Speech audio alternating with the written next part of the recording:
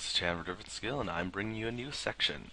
I'm going to be trying to doing a daily section called, well, I don't know what it's going to be called so far, but I joined a free-to-play league, and this time they made you a free account, and it's basically to show how you can play Solforge with just free-to-play.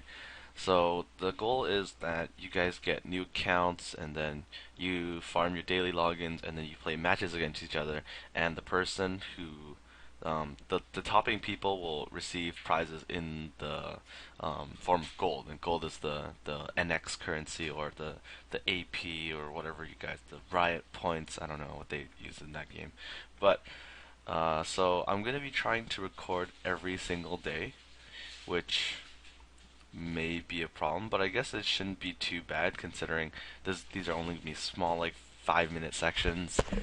Just a quick talk about what I opened and what cards are useful when you start a game.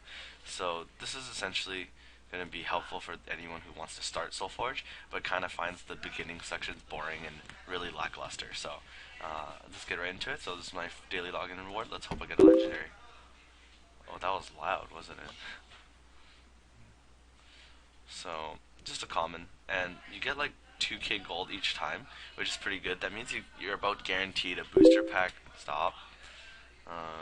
Let's just close that right there, and that's my email, so don't worry about that. Okay, so that was my daily login. So let's first of all, this first episode is gonna be a bit longer. Let's see what they come with. So we start with one booster pack, which is nice. I don't see where the starter deck is, but I guess it's just added into your code pool. So let's open my first booster pack.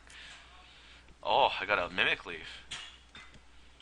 This card is actually, in this kind of scenario, this card seems like it's very promising, especially if I end up opening any Tarsus Deathweavers, which happen to be just a rare. So, or like an uncommon for those of you playing Magic or Wage Wars. But, yeah. So, that's a pretty good start. As far as these cards go, some pretty good ones. Alpha is pretty good. From a draft perspective, I'm not sure about in like limited pools how good it is. This card is always bad, so whatever. Although it's a chick, it's always bad. This card's okay actually. It's just, it's kind of whatever. Marrow Fiend is not a bad one either. So, although I'm not gonna go over all the picks like normally. So, okay, so let's go to deck build and take a look at what we have. Alright, let's start from highest to lowest. One Mimic Leaf is what we just got.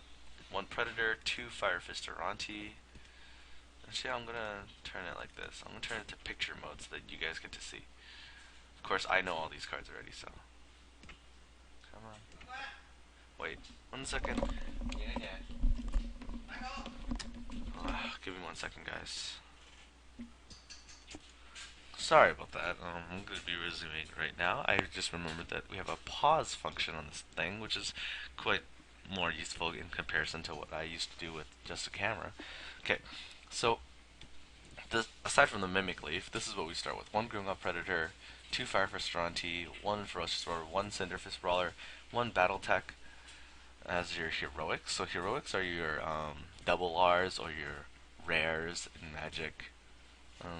So you get a decent card pool. I see you have mostly 2 of everything. Some things I have 3 of is basically because I opened a pack. So I'm going to quickly draft up something good. So in Soulforge you can only pick up 2 factions because there's no mana system, so there's no way to keep people from just playing all the best cards. So they just limit you on factions. So Grimglaw Predator is a pretty amazing card. I don't know if I want to play it because Battle Tactician is also really good, and so is Ferocious Roar.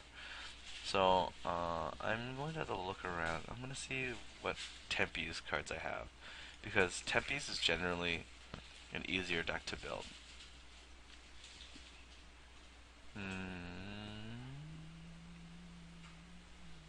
Didn't have to run Fire Fist. Sure, let's try this. 2 Fire Fist Aranti, Cinderfist Brawler, Aranti Bolt. No, come on. Aranti Bolt. Flame Stroke Shaman. No. Wind Primordial. Slam is bad. Worm is bad. So Fire Fist Aranti needs to be pumped for his ability to be more useful. So therefore, I'm going to go into Utera, bringing in Ferocious Roar, Grove Huntress, Ether Hounds, Enrage, Feral Instinct, maybe a Gold Star check later. Deep Branch Prowler is quite good as a vanilla. Ether Hounds, Gold Star Instinct, Grove Matriarchs. I see I don't have enough cards to actually finish this deck because I'm missing 7 cards. So unfortunately, I'll have to just throw in all the cards that I possibly have. Mimic Leaf, and let's see what else missing in Tenties.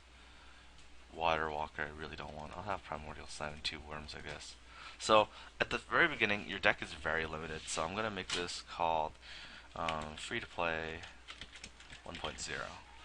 Save that into they have the starters ready for you. So I'm assuming that these starters are much better, more built than what I have.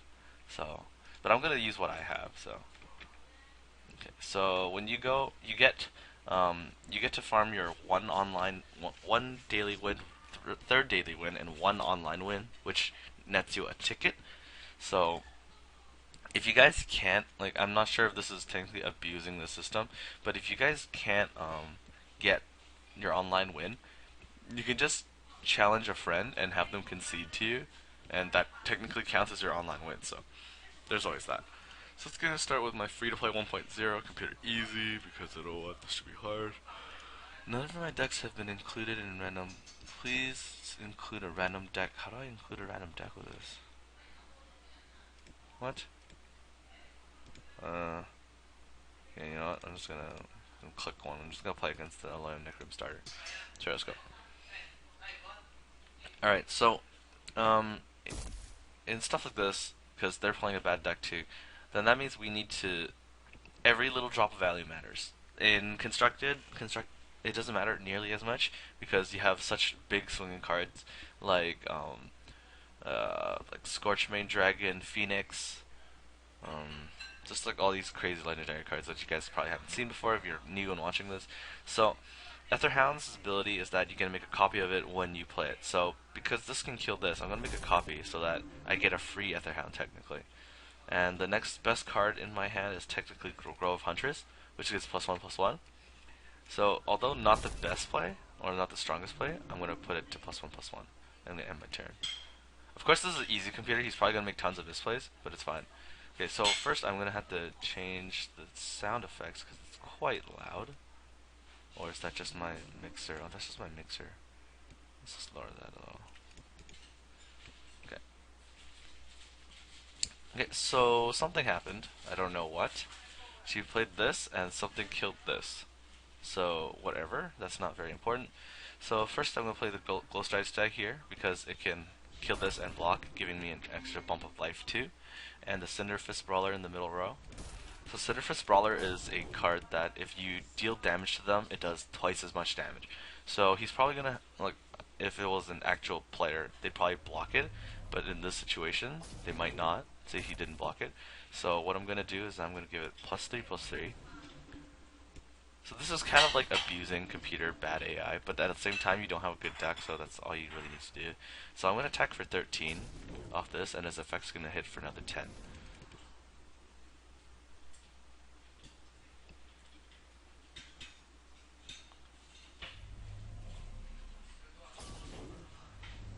Yeah, the computer's really bad, so let's just put on the beats.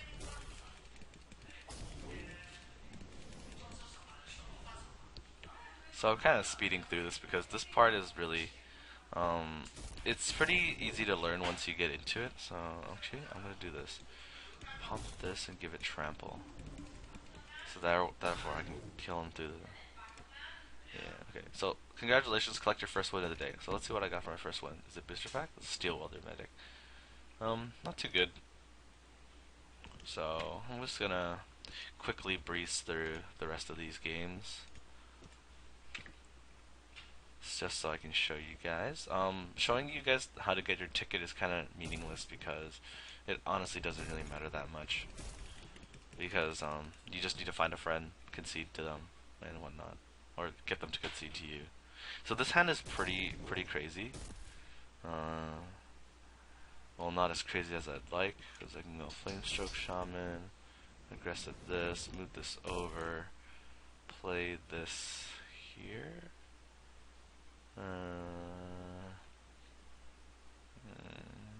Play this here, pump this. Don't aggressive this one though. So Flintstoke Shaman is actually quite powerful as a limited card. So if you guys are planning on making an easy like red beat stack, then Flamestroke Shaman is probably definitely like a must-have. Okay, so I can do this here, and I can blow him out with this. So I will. Growth Mage Trick is actually quite good too, because it replaces itself with the body. Generally, you want things that give you more value, so that's kind of how this goes. And so this is why Ferocious Roar is really good, because when you have multiple things, you just get the bonus all across your board. Because Ferocious Roar's effect is that, since I drew it again, each creature you control gets +3/+3. So the more creatures you have, the better. So even if they're a bunch of weak creatures, they technically become stronger.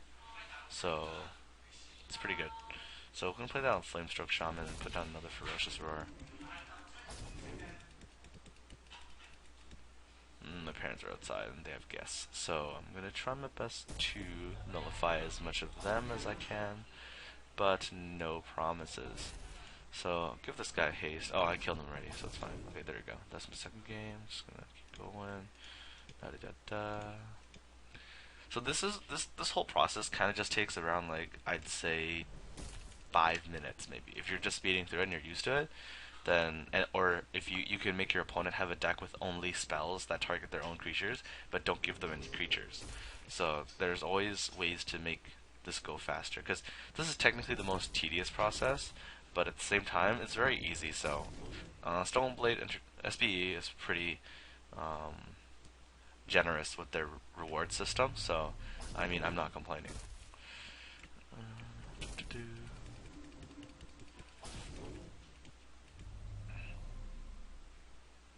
Okay, so keeping the beats on. I have Feral Instinct, which gives Breakthrough, which is kind of underrated in the early stages of the game, but the end game, you really, really value Breakthrough. So, for example, if you break through this guy, and he plays like a thing with 1 toughness, you basically get to attack directly. So, I'm just gonna put this down here. There's also more like in-depth thought processes that you have to do in this game, such as like, oh, what level's better, um, what what's the better chance of me if I drew this next turn? Is that going to save me and stuff like that? So, well, you see there, I did breakthrough damage and then shot him in the head with it. So I'm gonna all in on this guy, give him more juice. Go for 36 in the jugular. Synthesis Brawler is actually not a horrible card if you built the deck around it. All you need to do is get some Windcaller Shamans and ways to move them around, and you're in the clear. So that was my third win. Let's see what I get from this one. A Gloom Fiend. So normally I wouldn't open packs like this little at a time. I'd probably open like 50 at once, so that would require me to have 50,000. But since this is the first episode, I'm gonna buy some packs. So you go to the store. Ooh, you can also get the one-time legendary chest, which I think is off limits because you have to buy gold for it. New stuff. Okay, so this is the booster pack we're talking about, because this is free to play. We can only buy things with silver, I think. I'm not actually sure, but that'd be really unfair if people just started spending money on this. Because what's the point? That's not called free to play at all. Okay, so buy. However, I can buy 3. So let's purchase 3. Let's get 3 of these. And there's an open button here, but I like going back to my inventory to open them, just for good luck.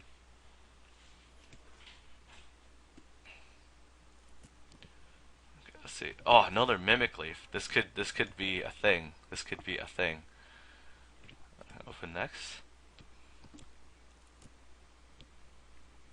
Oh, Spite Mage. This card is very powerful.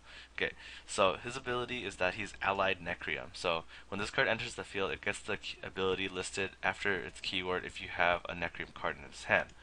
So this card basically, if you play it on level, it attacks directly the turn you play it if it's in an open slot, and if they try to block it with anything, it'll basically kill anything its level or under. So this card is actually quite amazing. I'm getting really good pulls. 3 for 3? Sporthorn is actually really powerful as well. So this is a mechanic called free. So free does not count towards your 2 cards per play.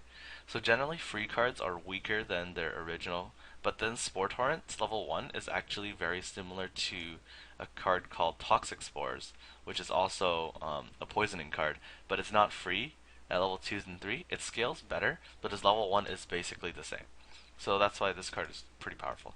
So I'm just gonna be showing you guys what I opened in the past few days, and sometimes maybe I'll have a little skirm with a friend who's also in the free to play league. So I'll see you guys later, and hope you guys enjoy and whatnot. So bye bye.